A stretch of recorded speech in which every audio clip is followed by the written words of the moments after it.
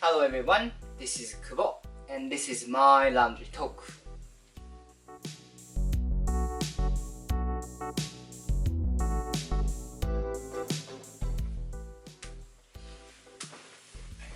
Hello, this show is for my language improvement, nothing else. So I will talk whatever I want to talk. If you are good at promoting yourself for job interviews, good for you. Good for you. I just thought I'm figuring out. Yes.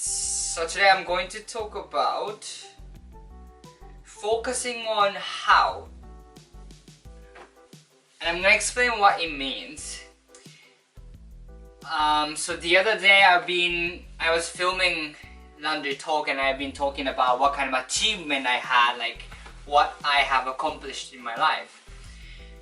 And I do think that I boiled down those ideas and I'm in a happy place in terms of like digging out what I have accomplished, like what I'm good at. Or no, what I have achieved. And my resume is looking better and better, which is great. So I'm gonna keep doing that. But the deeper you go, the more I realize that it's not just about accomplishment, right? It's not just about, oh, I have to wash this again. That and this. It's not about it's different. It's not all about what you have accomplished. It actually leads to other conversation like how I achieved that, and actually like your ability, what you're good at is sitting there, right? Because at the end of the day, if I tell interviewer like what I have achieved, that's great. But it could be I could be just lucky, or I just cannot fully tell you, or they cannot fully tell me how good I am just based off of achievement. So now I'm working on the how I have accomplished those things. So I'm going to talk about that, if that makes any sense. So focusing how. My previous job, for example, I almost doubled the sales. And I put those on my resume, right? And I've been talking to my agent for job hunting in Japan, and she's amazing, and she gives me like feedback to my resume, right? And my resume is still not developed, so that's something I wanted to work on. And then she was saying that like, okay, I understand your achievement, but I still don't understand how you did it, or I just don't understand what you're good at. And that's where I'm working at now. And it's interesting, right? Because I have done that, and I definitely did it like creatively. It's not like luckily I had opportunity to talk to those new people and then cultivate new customer and double the sales. No, I definitely work for that. When I double the sales, not just getting new customers, but a lot of little things are going on at the same time, and now you have to make it work. So I'm hoping to do that now. I do believe the biggest thing though is my communication skill or my customer service skill. I was account executive at the previous job, and then the relationship is long term, not one-time transaction. You know, they purchase something from me and done. That's not like that. Like account manager, so basically like long-term relationship, and they keep buying, or they buy stuff every single week, and then I try to sell more to them, and then also find continuous relationship new customers as well. So that's my job. And I don't know, it's very like obvious, but my biggest skill, my strongest skill will be those portion that how well I can communicate. And then when I communicate it, I always, even if it's good news or bad news, I tell them as fast as possible. And if I just tell them bad news, like, so like what can I do then? That's the question, right? So to give them more value, or to show my value, what I typically do is when I deliver bad news, I always bring, you know, some solutions or alternative option for them what to do, so that I build my trust. So that's definitely one of the biggest thing, and then that's how I gain the trust from them. So that's one big thing. And the second thing I work on is not just simply between me and customers. I worked on how I can improve the system itself, meaning the, you know, packing procedure, how I take orders, and beyond that, like how can I say this?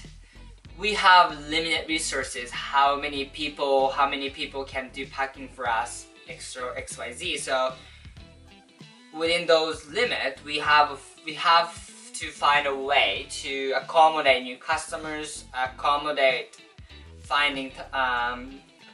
more time to expand. So that's where I came my skill. What I did first is that I noticed that the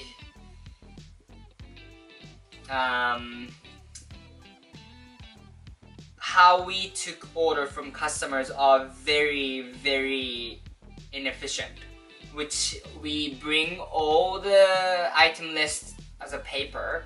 We go there and take orders, but because those analog or paper item list is not reflecting the actual stock.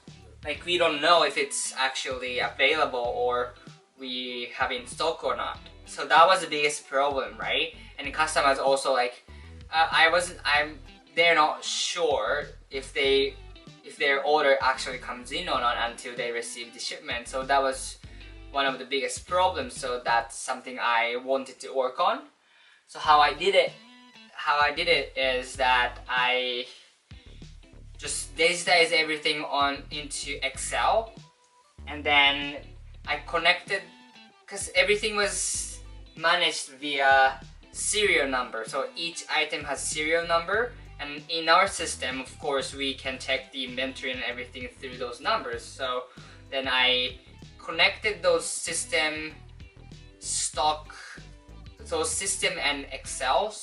Then I take out all the items that are not available or that not in stock, so that customer can order based off of our actual inventory. And also, since everything is digitized, they can order through an iPad or their phone, and then all I have to do is just sort it out, ordered items, and then print out those order sheet to packing people.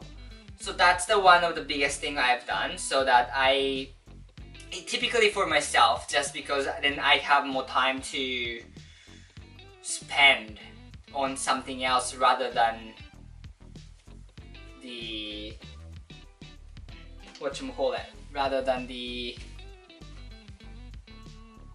those order processing. So that's one thing, right? And another thing I did is that, again, the capacity, how many orders they can do in a day was very limited, because we have 4 packers at the time, and if there are big order like 300, 400 item orders, they spend like 3 hours to pack everything, and then we have 3 different warehouse in one district, so they have to go back and forth, so there is limitations for that. So what I did is, because I digitized all the item list, now they used to pack everything based off the paper, and then they have to go check computer if they couldn't find the item itself. And to begin with, now there shouldn't be any order that we are out of stock, so that's one improvement for them. And then another thing is I added one more column so that they can actually see the up to date inventory amount. So based off of those numbers, they don't have to try to find one, or they don't have to go to the computer they don't have to go back to computer every single time they face a situation they cannot find an item. So that's another thing. So those are like little things. It's not something clear, one big stuff. However, like that actually changes efficiency, and then they can now take more orders at the same time, or they're just more capable to conduct those packing, right? So that's another thing I worked on. I'm proud of that. So those are examples, but so now I have to put my creativity into words, summarize them, and then I can explain much clearer way. That's another thing. I'm very,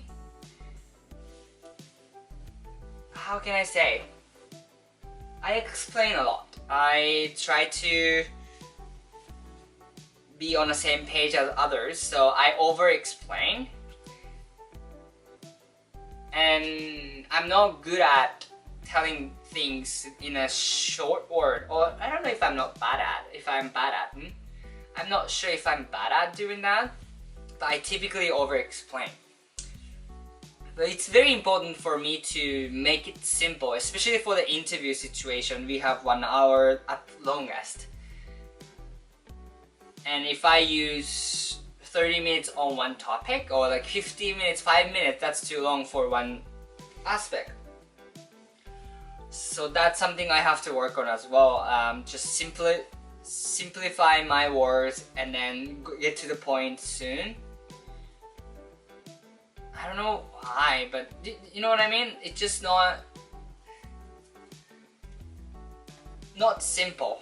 And when I create those long sentences, it blurs the idea, the point. So that's something I have to work on too.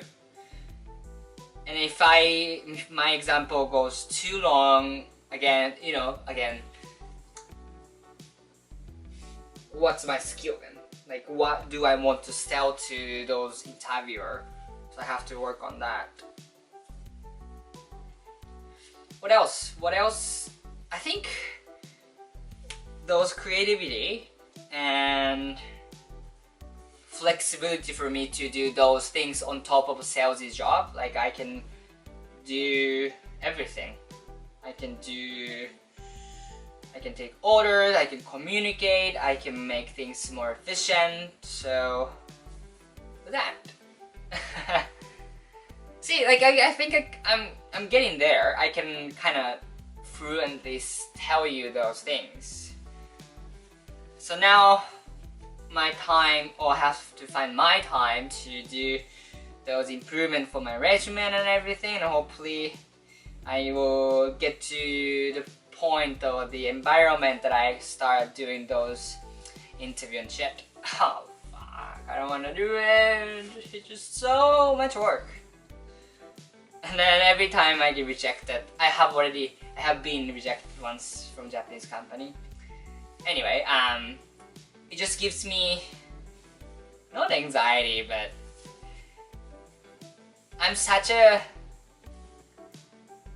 I love being praised. So every time I get rejected, I'm like, oh shoot, like I just wanna get acknowledged. I wanna get affectionate. Anyway, stop saying this, okay. But thanks for watching. Have a wonderful day and happy Canada Day soon.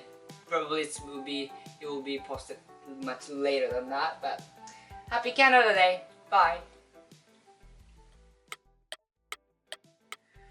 Yeah, just so much. I need to find the time to do all this. I don't know what to say. I've been procrastinating, right? And then I'm doing this laundry talk. I mean, it's fun, but what's more important, right? What's more important? Maybe my hobby is very important.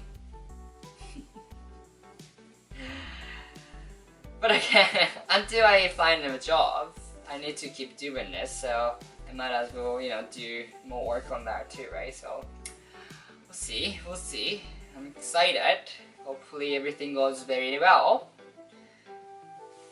And I want to keep feeling this way, I'm good, I'm great, I'm fantastic. So to feel this way, to feel that way, I need to keep working on these and then, get so many offers and then just be more Pinocchio. No, Pinocchio is a liar. So be prepared.